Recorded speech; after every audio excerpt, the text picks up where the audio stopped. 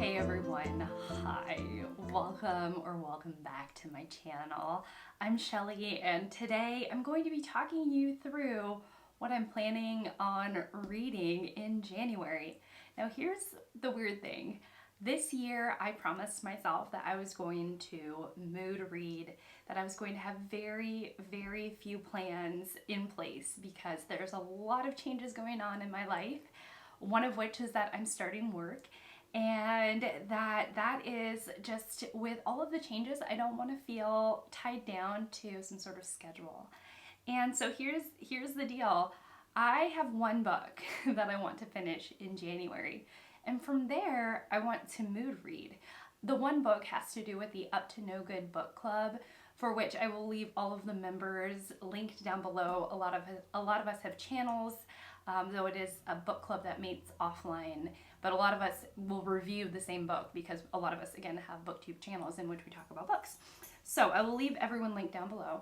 And our pick, not mine, okay, not mine, but my friend Fraser's, his pick, for which he sucked everyone into his excitement, everyone except for me. I was very curmudgeoned about it because it's such a long book. And so anyways, so he decided that he would love to read Middlemarch, and everyone else was like, yes, let's do it, you know? And I was like, why? So anyways, I'm gonna actually tell you a little bit about Middlemarch because I have started it. I'm actually over a third of the way through the book, and then I'll tell you what I think I may pick up for the rest of the month, but I'll get into that in just a moment. So here we are, we're reading Middlemarch by George Eliot. If you don't know anything about this book, it's a Victorian novel written by the female author George Eliot. That is her pen name, and it was to sort of disguise the fact that she is a woman. And we are following essentially the town's members of the town of Middlemarch. And it's very intricate. It's very interesting. And I'm happy to report that I am loving it. Like every moment I spend away from this novel, I just keep going back to it in my mind. I keep on thinking about the characters. I have a favorite character already. If you know the book, then you might be happy to know that it's Dorothy. I really love Dorothy. I really love the banter that goes on. There are truly hilarious moments that happen within this novel. And interestingly, there is this insertion of the narrator. And the narrator has a mind of her own. And she's like, as the narrator starts to discuss a character, sometimes she'll say, you know, don't judge too quickly because you might be wrong, or I can see why so many people don't like this character, but maybe you know, leave yourself open to change. And so there's like these little hints and these little foreshadowing moments that go on that are absolutely delightful. However, the best thing about this is the yumminess, the absolute ooey gooiness of her language. It's so good. I think that Steve Donahue actually said it best, and it's like her language is a little bit weird. George Eliot like marches to the beat of her own drum, and once you get into a rhythm, which for me took, I don't know, maybe, 70 pages, 100 pages, the first section, once I felt like I was getting into that rhythm, it's just been flying, and I cannot wait. Like every time I set this down, I'll say it again, I cannot wait to pick it back up. So this is my main gig for January, and I'm already absolutely loving it. Now, I don't know if I should continue on the Victorian train and pick up something like The Warden by Anthony Trollope. I've never read Trollope. So like, here's the deal. I'm trying to dissect why I like this book so that I can continue with the good feelings, right? So I can continue with the enjoyment. Now, as I deconstruct, I'm wondering, is it because this is a masterpiece? Is it because the story is written in this very flowery, what I would consider very Victorian, like she's taking her time, it's a bit circuitous, it's a bit roundabout. Is that what I'm liking about it? Is it the time period? Like, am I liking the time period? Am I just liking George Eliot's style? I don't know.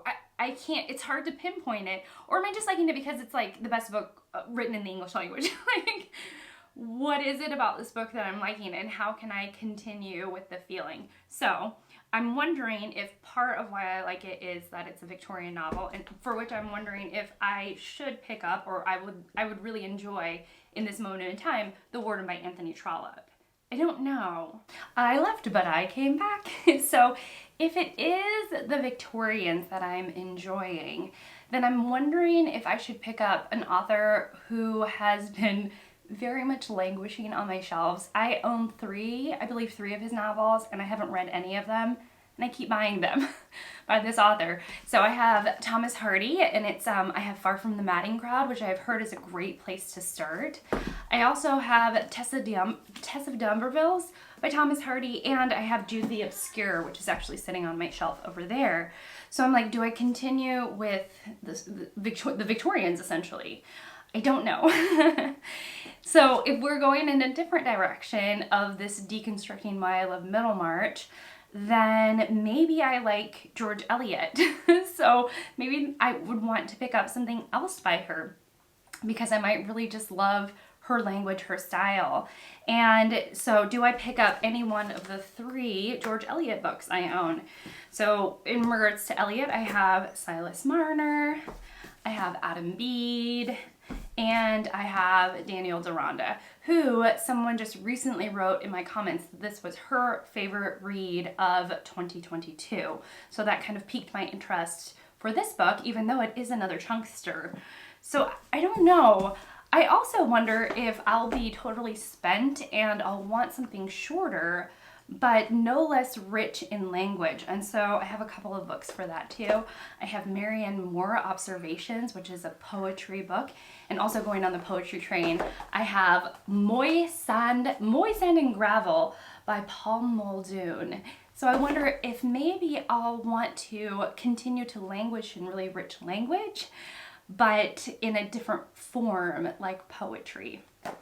Now, before I picked up George Eliot, I was really having a great time with science fiction. No, SSF, so science fiction fantasy. And so the book I was going to try and fit in before the end of the year, and then I just decided to pick up Middlemarch.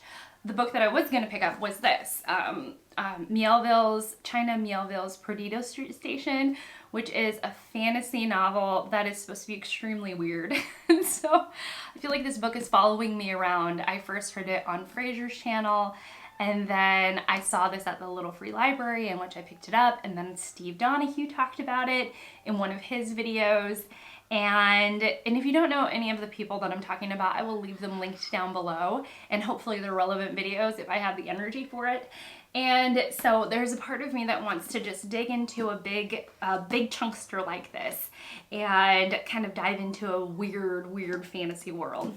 Now, also, immediately before I started Middlemarch, I finished a book from a favorite author, someone that I read 3 books of hers last year.